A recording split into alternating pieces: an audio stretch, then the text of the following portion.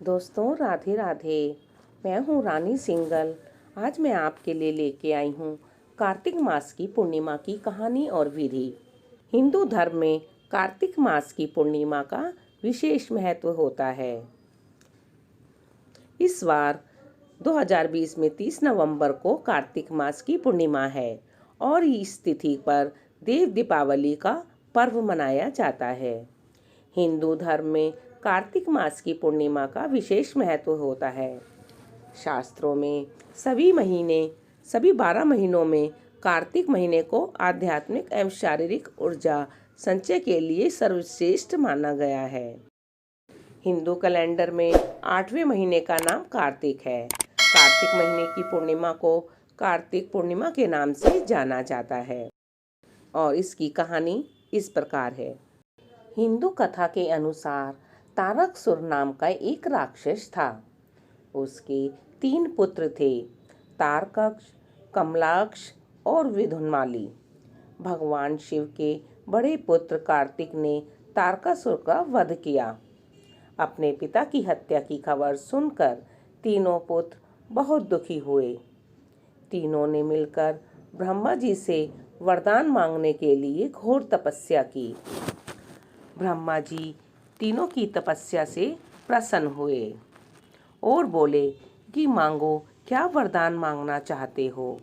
तीनों ने ब्रह्मा जी से अमर होने का वरदान मांगा, लेकिन ब्रह्मा जी ने उन्हें इसके अलावा दूसरा वरदान मांगने को कहा।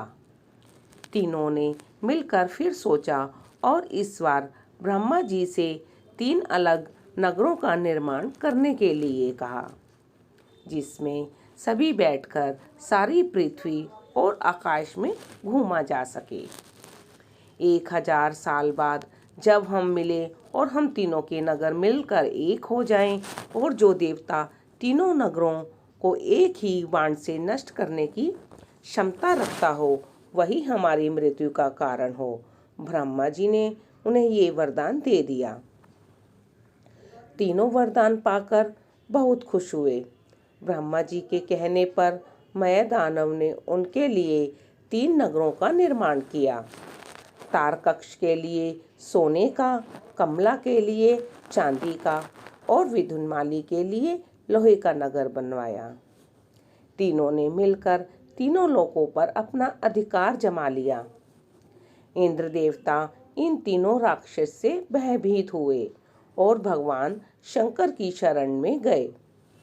इंद्र की बात सुनकर भगवान शिव ने इन दानवों का नाश करने के लिए एक दिव्य रथ का निर्माण किया। इस दिव्य रथ की हर एक चीज देवताओं से बनी। चंद्रमा और सूर्य से पहिए बने। इंद्र, वरुण और यम और कुबेर रथ के चाल घोड़े बने।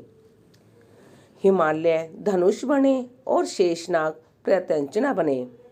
भगवान शिव खुद बाण बने और बाण की नोक बने।